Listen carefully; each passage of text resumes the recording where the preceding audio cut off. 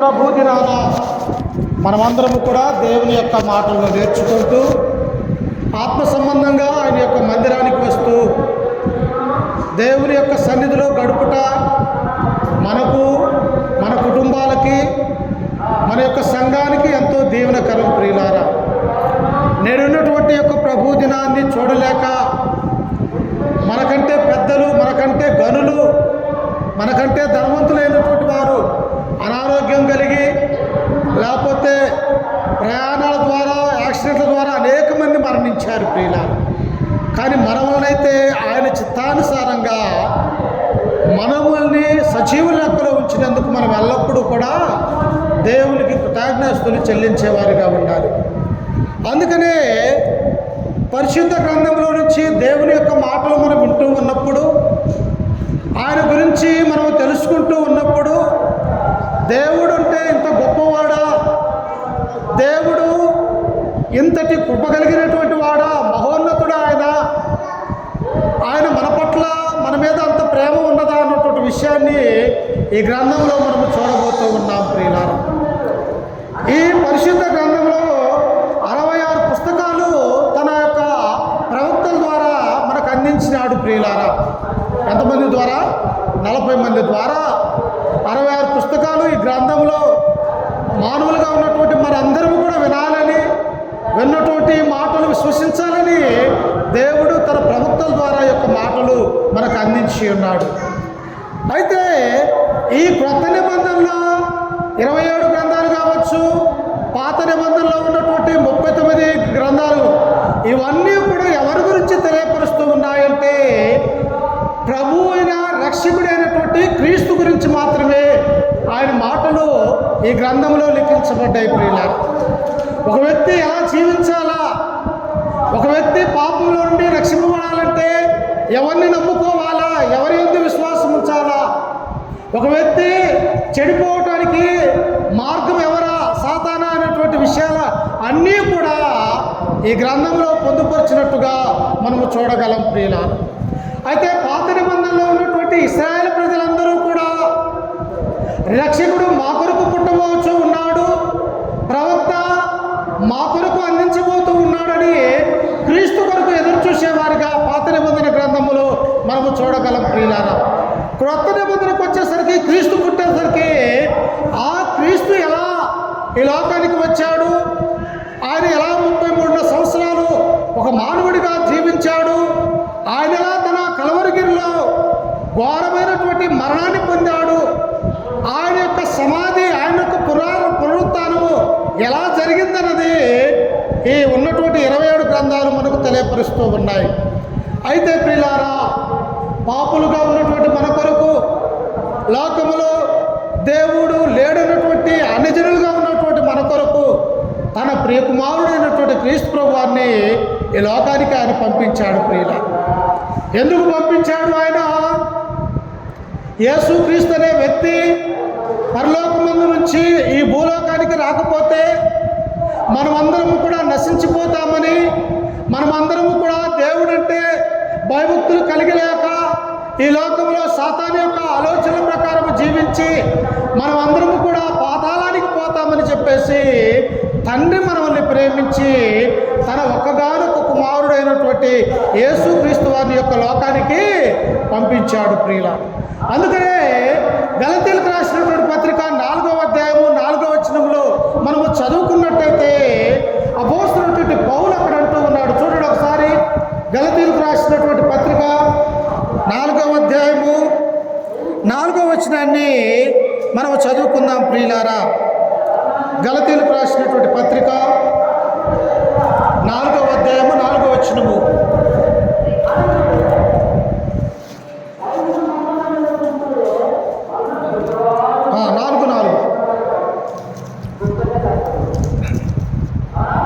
అపోస్తలుడైనటువంటి పౌలు గారు గలతీయులకు రాసినటువంటి పత్రిక 4వ అధ్యాయము 4వ వచనం. అయితే కాలము పరిపూర్ణమైనప్పుడు దేవుడు తన కుమారుణ్ణి పంపెను, ఆయన స్త్రీ యందు పుట్టి. చూశారా? ఎప్పుడంట? తండ్రి మనల్ని ప్రేమించాడు, మన తల్లి గర్భములో పిండముగా రూపింపక మునిపే తండ్రి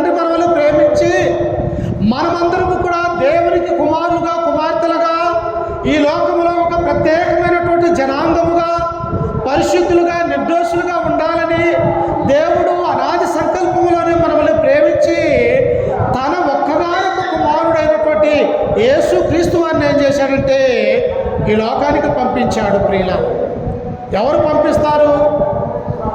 మన పిల్లల్ని ఈ లోకం కొరకు మరణించడానికి మన పిల్లల్ని మనం పంపగలుగుతామా? అక్కడ ప్రమాదం ఉన్నది, ఆ దోవ మంచిది కాదు, త్రోవ అని మన యొక్క పిల్లలకు మనమైతే మన ఇంటి దగ్గరే ఉంచుకుంటాము. కానీ ప్రియులారా, ఆ పరలోకమందు ఉన్నటువంటి ఆ దేవుడు ఏం చేశాడంటే ఈ లోకము కొరకు తన యొక్క ప్రాణాన్ని సైతం ఇవ్వటానికి తన ఒక్కగానొక్క కుమారుడైనటువంటి యేసుక్రీస్తు వారిని ఈ లోకానికి పంపించాడు. ప్రియులారా, అందుకనే ఇక్కడ పౌలంటూ ఉన్నాడు, కాలము పరిపూర్ణమైనప్పుడు మానవులందరూ కూడా యేసుక్రీస్తు కొరకు ఎదురు చూస్తూ ఉన్నారు. రక్షకుడు ఎప్పుడు పుడతాడా? ఆ రక్షకుడు ఈ లోకానికి ఎప్పుడు ఉద్భవిస్తాడా? ఆయన రాజుగా ఈ లోకాన్ని ఎప్పుడు పరిపాలన చేస్తాడా? మంచి పరిపాలన ఎప్పుడు అందిస్తాడా అని చెప్పేసి లోకంలో ఉన్నటువంటి ప్రజలందరూ కూడా యేసు కొరకు ఎదురు చూసేవారిగా ఉంటూ ఉన్నారు. ప్రియులారా, ఈనాడు ఎందుకు మనము దేవుని యొక్క సన్నిధిలో కూర్చొని ఆయన నామాన్ని మనం భయపరుస్తూ ఉన్నాము అంటే, ఏ లోకంలో మనం మరణించినప్పటికీ కూడా ఆ ఆత్మ సంబంధమైనటువంటి పరలోక రాజ్యములు, నిత్య రాజ్యములు మనం అందరూ కూడా ఉండాలని మనము ఆయన కొరకు ఎదురు చూస్తూ ఉన్నాం. ప్రియులారా, అందుకనే ఇశ్రాయేలు ప్రజలు కూడా క్రీస్తు కొరకు ఎదురు చూస్తూ ఉన్నప్పుడు దేవుడు ఎప్పుడు పంపాడట? కాలము పరిపూర్ణమైనది. యేసుక్రీస్తు రావటానికి మార్గం అనేది సుగమైనది. యేసుక్రీస్తు పుట్టడానికి అనేక మంది ప్రవక్తలు, రాజులు, న్యాయాధిపతులు వారందరూ కూడా వచ్చిన తరువాతనే క్రీస్తు వారి లోకానికి రావాలని తండ్రి సంకల్పించాడు. ప్రియులారా, యేసుక్రీస్తు యొక్క లోకానికి వచ్చాడు. ఎలా వచ్చాడు ఆయన? అందుకని అక్కడ కింద వచనంలో ఉన్నది చూడండి, ఆయన స్త్రీ యందు పుట్టి మనము స్త్రీకృత పుత్రులు కావాలని ధర్మశాస్త్రములకు లోబడి ఉన్న వారిని విమోచించుటకై ధర్మశాస్త్రములకు లోబడిన వాడాయను. ఎవరు ఎందుకు పుట్టాడంట?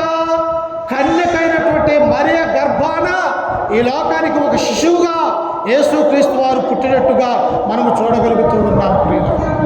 ఎంత గొప్ప భాగ్యము! లోకంలో ఉన్నటువంటి పాపుల కొరకు, నశించిపోతున్నటువంటి లోకము కొరకు యేసుక్రీస్తు వారు ఒక కన్యకైనటువంటి మరే గర్భాన ఒక మానవ శరీరాన్ని ధరించుకొని ఆయన మనల్ని రక్షించడానికి ఈ లోకానికి వచ్చి ఉన్నట్టుగా మనము చూడగలుగుతూ ఉన్నాం. ప్రియుల, అందుకనే ఆయన అంటూ ఉన్నాడు చూడండి, మత్తయి సువార్త 1వ అధ్యాయము 21వ వచనాన్ని చదువుకున్నట్టయితే ఒకసారి చూడండి. మత్తయి సువార్త 1వ అధ్యాయము 21వ వచనము.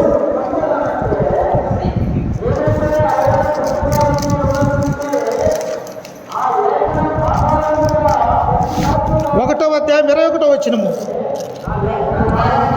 ఆమె ఒక కుమారుని కనును తన ప్రజలను వారి పాపముల నుండి ఆయనే రక్షించును కనుక ఆయనకు యేసు అను పేరు పెట్టదు. చూశారా, ఒక దేవదూత చెబుతున్నటువంటి మాటలు. ఎందుకు క్రీస్తు ప్రభు వారు తండ్రి తన యొక్క కుమారుని యొక్క లోకానికి పంపించినాడంటే, ఇక్కడ గాబ్రియేల్ అనే దేవదూత అక్కడ తెలియపరుస్తూ ఉన్నది ఏమని అంటే, ఆమె యొక్క కుమారుని కనును. ఎవరంట? కన్యకైనటువంటి మరియ. ప్రియులారా, ఆమె యొక్క కుమారుని కనును. ఆమె తన ప్రజలను వారి పాపముల నుండి ఆయనే రక్షించాలి. లోకంలో ఉన్నటువంటి ఏ మానవుడు కూడా మన పాపాలు తీసివేయలేడు. ప్రియులారా, మన పాపాలు పోవాలన్నా, మనము కడగబడాలన్నా, మనము ఎవరి రక్తం ద్వారా కడగబడాలి అంటే యేసు క్రీస్తు యొక్క రక్తంలోనే మనము కడగబడాలి. ప్రియులారా, అందుకనే దేవుడు ఎక్కడ అంటూ ఉన్నాడు, తన ప్రజలని వారి పాపముల నుండి ఆయనే రక్షించును కనుక ఆయనకు యేసు అని పేరు పెట్టదు. యేసు అనగా రక్షకుడు, క్రీస్తు అనగా అభిషిక్తుడు. ఈ రక్షించే యేసుక్రీస్తు కన్యకైనటువంటి మరియ గర్భాన పుట్టి ఉన్నాడు అన్నటువంటి విషయాన్ని ఇక్కడ మనము చూస్తూ ఉన్నాం. ఆయన పుట్టాడు. ప్రియులారా, పుట్టిన తర్వాత తమ తల్లిదండ్రులకు లోబడ్డాడు, తమ తల్లిదండ్రులకు విధేయత కలిగి ఉన్నాడు. 30 సంవత్సరాలు ఆయన వడ్రంగివాడుగా ఉన్నాడు. వడ్రంగి పని చేస్తూ తండ్రికి చేదోడు వాదోడుగా ఉండి తను పెద్ద కుమారుడు యొక్క లోకంలోనికి యేసుక్రీస్తు వాడు అడుగు పెట్టినట్టుగా మనము చూడగలుగుతూ ఉన్నాం. అంటే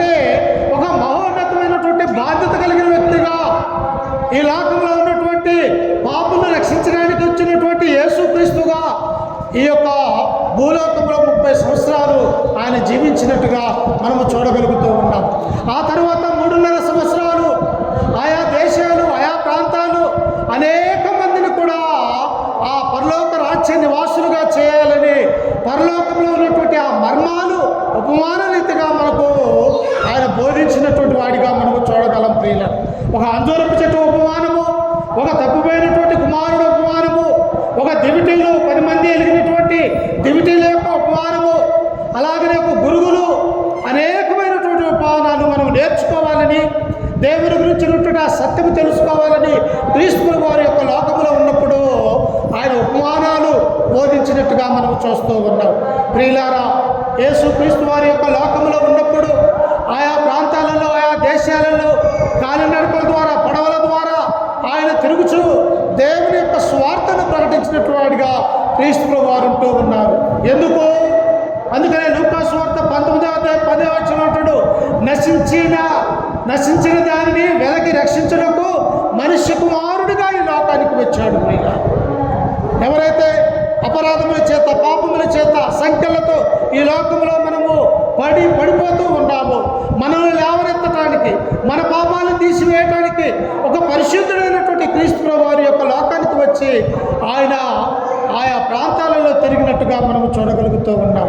ప్రియులారా, మంచివాడిని లోకంలో ఉండనిస్తారా? మంచి పనులు చేసేవారిని అవన్నీ కూడా ఉండలేరు.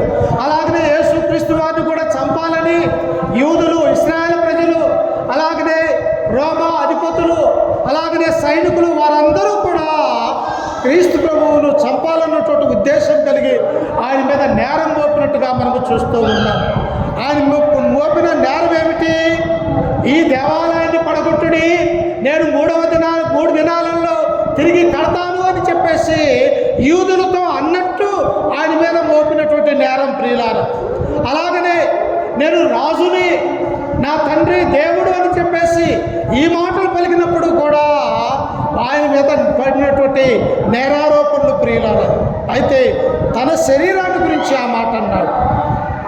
దేవాలయం అంటే తన శరీరము, నా శరీరము ఈ యొక్క దేవాలయం పడగొట్టనంటే నన్ను ఒకవేళ మీరు చెప్పినప్పటికీ కూడా నేను చనిపోయి సమాధి చేయబడి 3వ దినాన నేను లేస్తానన్నటువంటి ఆ మాటలు మాత్రమే చెప్పినాడు. కానీ భౌతిక సంబంధమైనటువంటి దేవాలయాన్ని పడగొట్టండి, నేను వాటిని కడతానని ఎన్నడూ కూడా క్రీస్తు చెప్పలేదన్నటువంటి ఆ మాటలు యూదులు ఏం చేశారంటే అపార్థం చేసుకున్నారు. ప్రియులారా, ఈనాడు మనము కూడా లేఖనాలని, యేసుక్రీస్తుని అపార్థం చేసుకునే వారిగా ఉన్నాం. కన్యకైనటువంటి మరియ గర్భాన ఎలా పుట్టగలుగుతాడు యేసుక్రీస్తు వారు?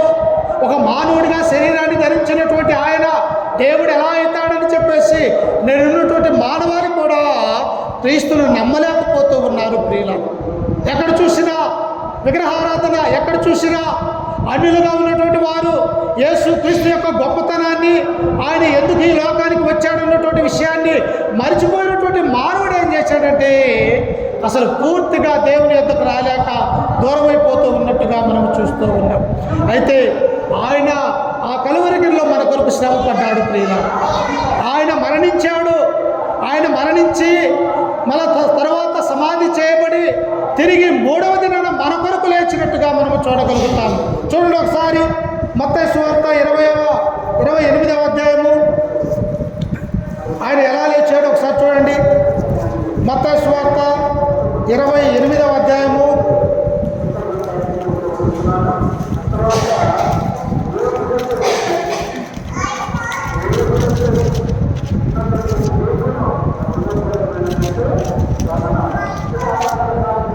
28వ అధ్యాయం మొదటి వచనం చదువుకుందాం.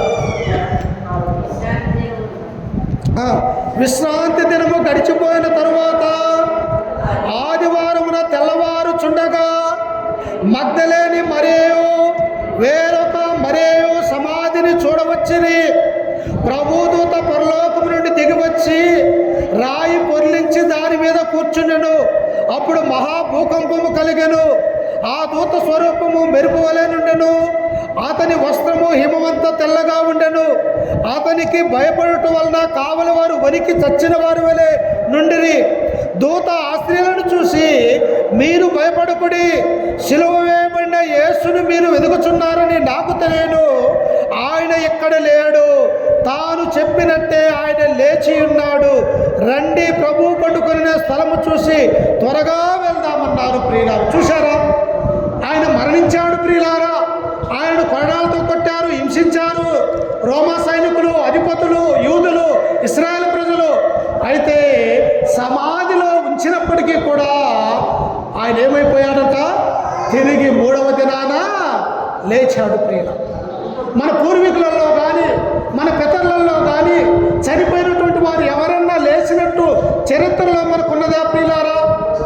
మానవ శరీరం అయినటువంటి శరీరాన్ని ఒక్కసారి మన ప్రాణం పోయిన తర్వాత తిరిగి లేచినటువంటి వారు ఎవ్వరూ కూడా లేరు. కానీ ఆయన దేవుని కుమారుడు కనుక మన పాపాలకు ప్రాయశ్చిత్తంగా తన యొక్క రక్తాన్ని ఆ కలవరిలో చిందించడానికి వచ్చి ఉన్నాడని మనము తెలుసుకోవటానికి ఆయన చనిపోయి సమాధి చేయబడి 3వ దినాన ఆదివారమున తిరిగి లేచాడు ప్రియులారా.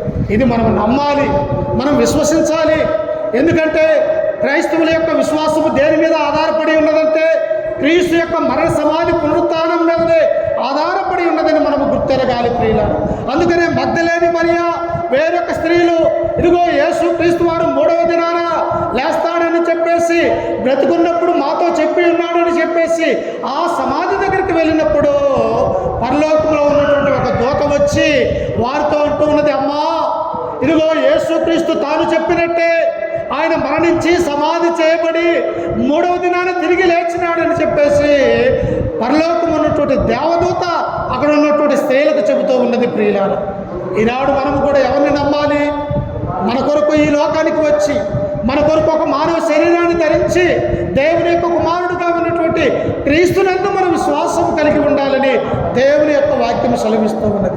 ఈనాడు ఏటేటి మీద మనం విశ్వాసం ఉంచుతున్నాం, ఎవరెవరి మీద మనం నమ్ముకుంటూ ఉన్నాము. కానీ మనం నమ్ముకోవాల్సింది, విశ్వాసం ఉంచాల్సింది ఎవరి మీద అంటే ప్రియులారా, మన కొరకు తన యొక్క ప్రాణాన్ని అర్పించినటువంటి క్రీస్తు మీద మన విశ్వాసము, నమ్మకము కలిగి ఉండాలి ప్రియులారా. అందుకనే రోమీయులకు రాసినటువంటి పత్రిక 10వ అధ్యాయం 17వ వచనంలో అంటాడు, కాగా వినుట వలన విశ్వాసము కలుగును, వినుట క్రీస్తు గురించిన మాటలు. అంటే మన హృదయంలో మన మాట మనము చూసే విధానంలో మనము దేవుని యొక్క మందిరంలో ఉంటూ ఉన్నప్పుడు క్రీస్తు గురించినటువంటి ఆ మాట వినాలి తప్ప వేరే మాటలు కాదు అన్నటువంటి విషయాన్ని ఇక్కడ మనం చూస్తూ ఉన్నాం ప్రియులారా. క్రీస్తు ప్రభువు లేచాడు. లేచిన తర్వాత ఆయన ఎన్ని రోజులు ఉన్నాడు భూమి మీద? 40 దినాలు ఉన్నాడు ప్రియులారా. అనేకులకు కనిపిస్తూ ఉన్నారు. ఎమ్మాయి మార్గంలో ఉన్నటువంటి 2 మనుషులకి, అలాగనే స్త్రీలకి, 500 ఉన్నటువంటి మనుషులకి 40 దినాలు ఈ లోకంలో ఉండి తనను తాను ప్రత్యక్షపరుచుకుంటూ ఉన్నాడు. అయ్యా, ఈ లోకంలో ఉన్నటువంటి నేను మరణించి సమాధి చేయబడి తిరిగి లేచి ఇదిగో మీ మధ్యలో ఎలాగైతే ఉన్నానో నన్ను నమ్ముకున్న ఎడల మీ యొక్క జీవితాలు కూడా మీరు మరణించినప్పటికీ కూడా సజీవులుగానే ఉంటారు అని చెప్పేసి తెలియపరచడానికి ప్రియులారా, క్రీస్తు వారి యొక్క 40 దినాలు భూమి మీద మన కొరకు జీవించి ఉన్నాడు. ఆయన జీవించిన తర్వాత తిరిగి ఎక్కడికి వెళ్తూ ఉన్నాడంట? తండ్రి దగ్గరికి వెళ్ళాలి ప్రియులారా. మనం ఎక్కడి నుంచి వచ్చాము ఈ భూమి మీదకి? తండ్రి దగ్గర నుంచే మనం ఈ లోకానికి వచ్చాము. తండ్రి దగ్గర నుంచి వచ్చినటువంటి మనము తిరిగి ఎక్కడికి వెళ్ళాలని తండ్రి కోరిక? తిరిగి మనము కూడా మరణించి సమాధి చేయబడి ఆ తండ్రి రాజ్యంలో ఉండాలనేది తండ్రి యొక్క అభిష్టమైనట్టుగా మనము చూస్తూ ఉన్నాం. అందుకనే చూడండి, ఈ సమయంలో ఆయన తిరిగి లేచి 40 దినాలు ఈ భూమి మీద ఉన్న తర్వాత తన శిష్యులుగా ఏర్పరచుకున్నటువంటి 12 మంది శిష్యులతోనూ తన తల్లితోనూ ఏం మాట్లాడుతూ ఉన్నాడో ఇప్పుడు అపోస్తుల కార్యములు 1వ అధ్యాయము ఒకసారి చూడండి ప్రియులారా. అపోస్తుల కార్యములు 1వ అధ్యాయము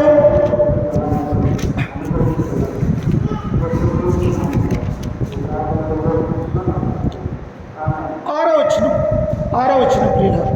1:6 అపోస్తుల కార్యములు 1వ అధ్యాయము 6వ వచనం.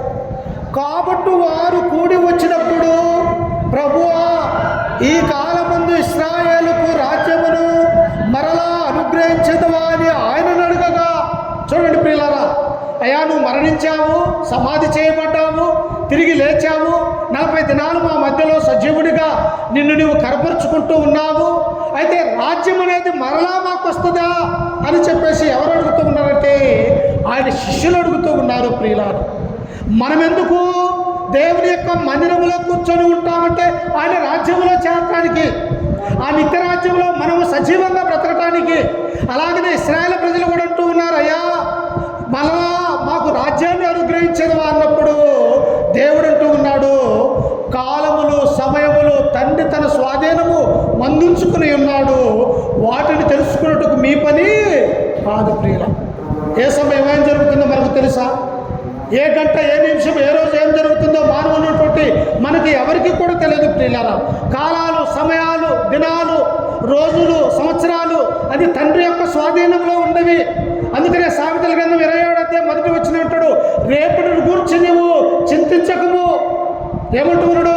రేపేం జరగబోతూ ఉన్నదో నీకు తెలియదు కనుక ఈరోజు బ్రతికున్నప్పుడే నీది అని తెలుసుకొని దేవుని యొక్క మందిరంలో ఉండమని దేవుడు మనకు సెలవిస్తూ ఉన్నాడు ప్రియుల. అందుకనే తన శిష్యులకు చెబుతూ ఉన్నాడు, కాలములు సమయములు తండ్రి తన స్వాధీనమందు ఉంచుకొని ఉన్నాడు, వాటిని తెలుసుకున్నట్టుకు మీ పని కాదు అని చెబుతూనే కింద వచనంలో ఆయన అంటాడు చూడండి, 7వ వచనంలో 8వ వచనంలో, ఆయనను పరిశుద్ధాత్మ మీ మీదకి వచ్చినప్పుడు మీరు శక్తి నందదు కనుక మీరు యెరూషలేములోను యూదయ సమరయ దేశముల ఎంతటను బూదిగంతముల వరకు నాకు సాక్షులైందురని వారితో చెప్పెను. చూశారా ప్రియులారా, మనమందరము కూడా ఎవరికి సాక్షులుగా ఉండాలి? దేవునికి సాక్షులుగా ఉండాలి. దేవుని యొక్క బిడ్డలుగా ఈ లోకంలో జీవించాలి. ఎందుకంటే క్రైస్తవులుగా క్రీస్తునందున్నటువంటి వారిగా క్రీస్తు రక్తంలో కడగబడినటువంటి మనమందరము కూడా ఆయన స్వార్థ సేవ చేస్తూ ఆయన యొక్క గొప్పతనాన్ని ఇతరులకు చెప్పి మనమందరము కూడా దేవుని యొక్క మందిరానికి వచ్చేవారిగా ఉండాలి ప్రియుల.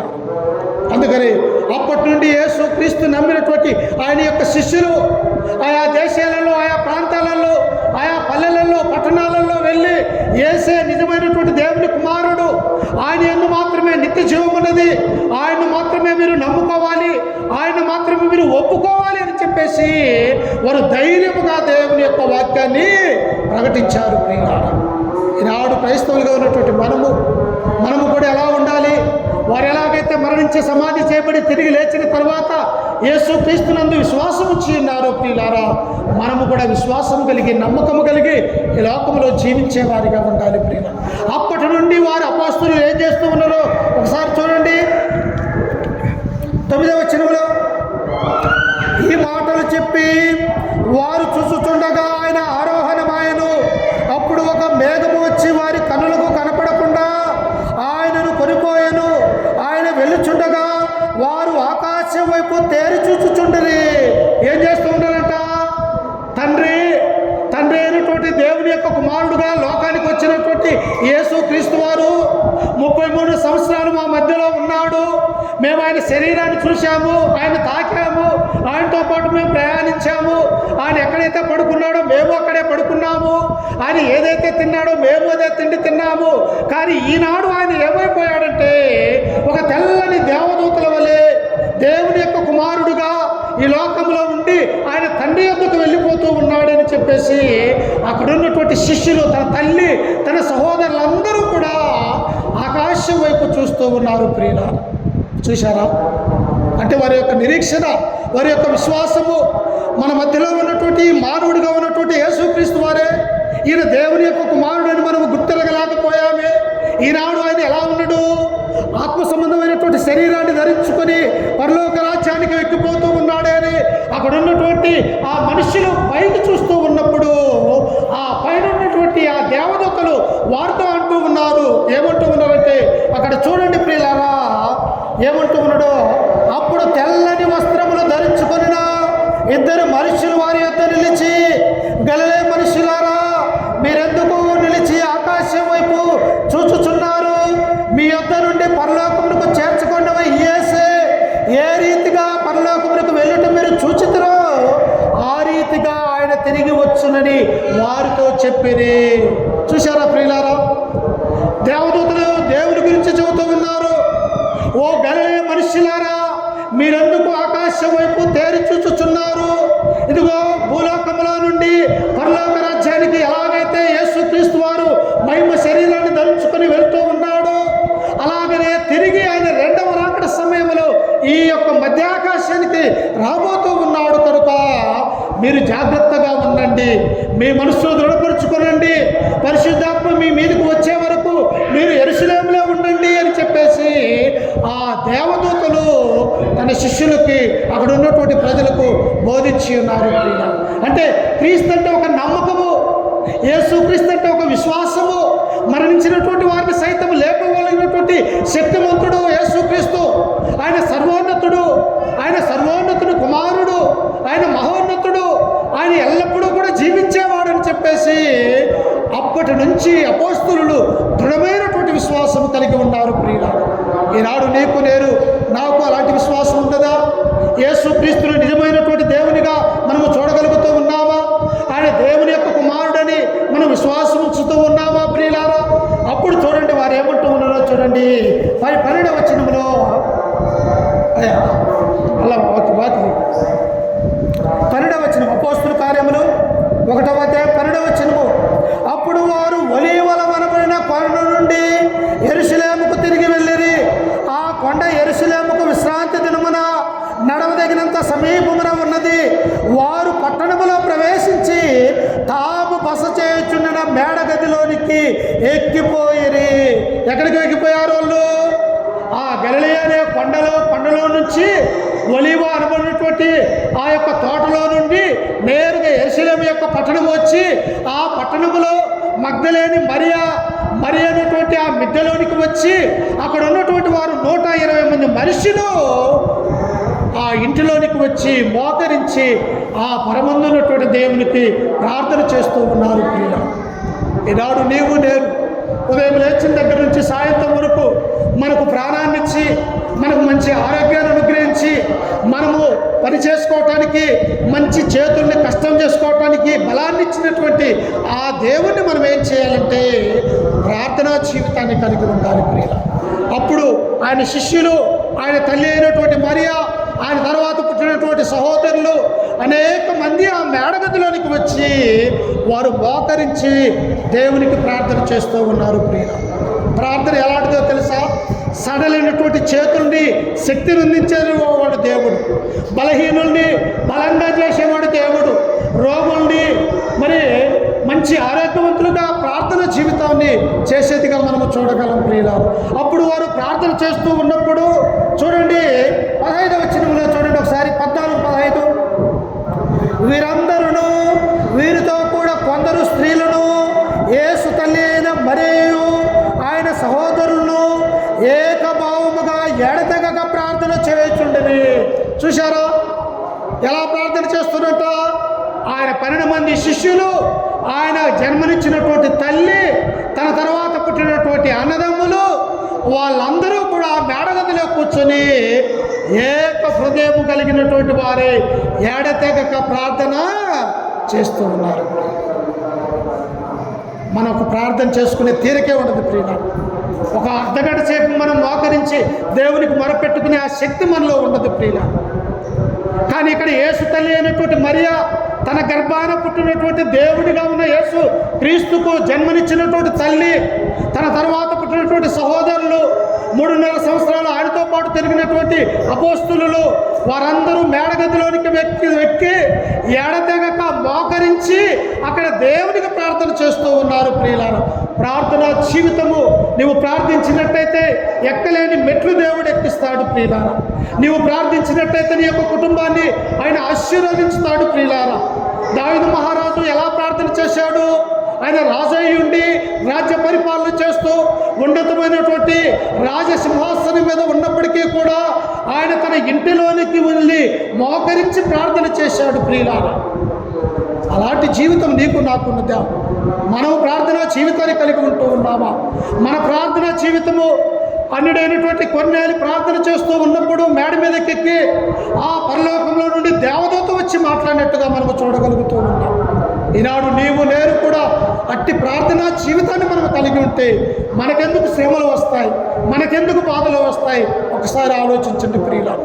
అప్పుడు వారు ప్రార్థన చేయుచుండగా చూడండి 15వ వచనంలో, ఆ కాలమందు ఇంచుమించు 120 మంది సహోదరులు కూడి ఉండగా పేతురు వారి మధ్య నిలిచి ఇట్లనెను, సహోదరులారా, యేసును పట్టుకొనిన వారికి త్రోవ చూపిన యోధాను గురించి పరిశుద్ధాత్మ దావీదు ద్వారా పూర్వం పలికిన లేఖనము నెరవేర్చండి ఉండెను. ఎవరంట? మనతో పాటు ఉన్నటువంటి ఒక వ్యక్తి, మన నుండి తప్పిపోయినటువంటి వ్యక్తి, 30 వెండి నాణ్యాలకు క్రీస్తును అమ్మినటువంటి యోధ ఏమైపోయాడంటే, ఈ ప్రార్థనా జీవితము కలిగి లేక క్రీస్తును పట్టించినందుకు తనేమైపోయాడంటే ఉరిపోసుకొని చనిపోయాడు ప్రియుల.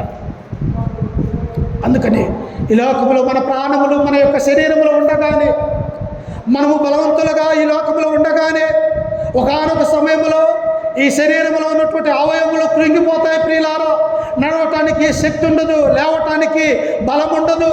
ఎందుకంటే చీకటి రోజులు ప్రతి మానవుడికి వస్తాయి కనుక ఈ శరీరంలో మన బలం ఉండగానే మనం ఏం చేయాలంటే దేవుని యందు విశ్వాసం ఉంచాలి, దేవుని యందు నమ్మకం ఉంచాలి ప్రియులారా. ఎందుకంటే ఎఫెసీయులకు రాసినటువంటి పత్రిక 5వ అధ్యాయం 15వ వచనములో అపోస్తలుడైనటువంటి పౌలు ఎఫెసీ సంఘాల గురించి తెలియపరుస్తాడు. దినములు చెడ్డవి గనుక మీరు సమయమును పోనీయక సద్వినియోగం చేసుకొనుచు అజ్ఞానులే కాక జ్ఞానుల వల్ల నడుచుకోవాలి. మనము క్రీస్తునందుంటే మంచి జ్ఞానాన్ని దేవుడు ఇస్తాడు, మంచి వివేకాన్ని మనకు అనుగ్రహిస్తాడు. కాబట్టి ఏ దినము ఏం జరుగుతుందో తెలియనటువంటి స్థితిలో మనం ఉంటూ ఉన్నాము. కాబట్టి ఆనాడు అపోస్తలులు, ఆయన యేసుక్రీస్తు తల్లి అయినటువంటి మరియా, అలాగే ఆయన యొక్క సహోదరులు ఏకభావం కలిగి ఎలాగైతే ప్రార్థన చేస్తూ ఉన్నారు, ఈనాడు నీవు నేను కూడా అలాంటి ప్రార్థన జీవితాన్ని మనం కలిగి ఉండాలి ప్రియులారా.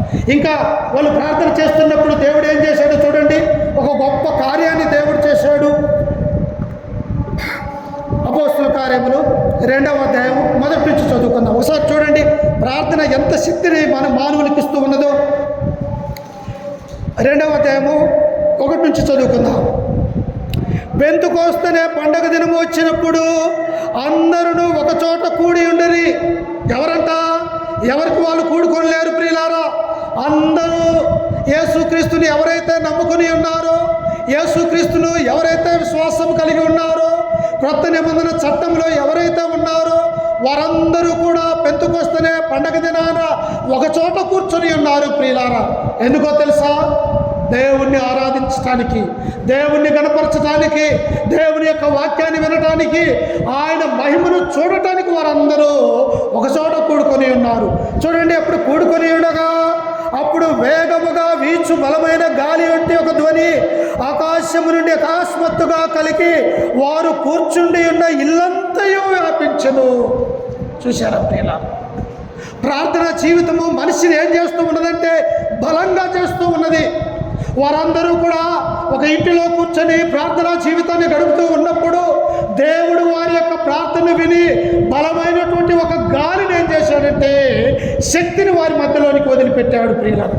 అప్పుడు వారందరూ కూడా ఎలాగేయాలంటే మానవ శరీరాలను మనము ధరించుకున్నప్పటికీ కూడా పరలోకంలో నుండి తన యొక్క శక్తిని ఆ ప్రార్థనము చేస్తున్నటువంటి వారి మీదకి వచ్చి ఉన్నప్పుడు వారు ఏమైపోయారంటే చూడండి, ఆ కింద వచనములో వారు కూర్చున్న ఇల్లంతయు వ్యాపించెను మరియు అగ్ని జ్వాలల వంటి నాలుకలు విభావింపబడినట్టుగా వారికి కనపడి వారిలో ఒక్కొక్కరి మీద వాలగా అందరూ పరిశుద్ధాత్మతో నిండిన వారై ఆ ఆత్మ వారికి వాక్శక్తి అనుగ్రహించిన కొలది అన్య భాషలతో మాట్లాడిరి. చూశారా? మనం మానవులమే, కానీ దేవుని కృప నీ మీద ఉంటే నిన్ను రాజుగా చేయగలడు దేవుడు.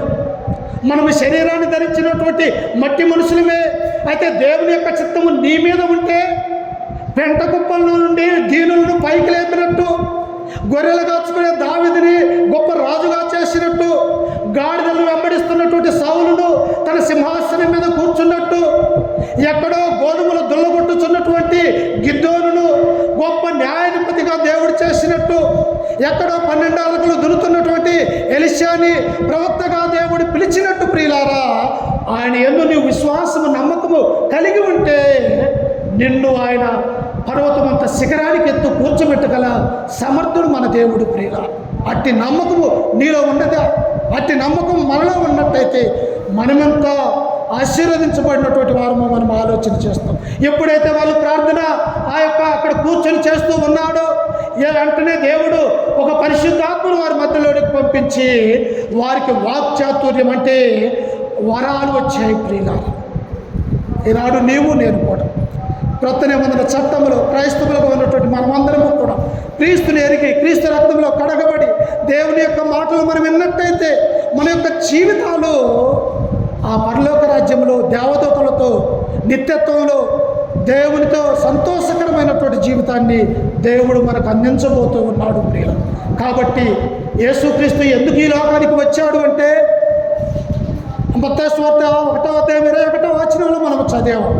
ఎందుకు దేవుణ్ణి ఈ లోకానికి పంపించాడు అంటే నశించిపోతున్నటువంటి మానవుల్ని రక్షించడానికి క్రీస్తు ప్రభువు ఈ లోకానికి వచ్చాడని మనం చదువుకున్నాం. అలాగనే ఎప్పుడు పంపించాడంటే కాలము పరిపూర్ణమైనప్పుడు దేవుడు తన కుమారుణ్ణి ఈ లోకానికి పంపించాడు ప్రియుల. మరి మనము ప్రార్థన జీవితాన్ని కలగాలి, యేసుక్రీస్తును నమ్ముకోవాలి, యేసుక్రీస్తునందు విశ్వాసం ఉంచాలి ప్రియుల.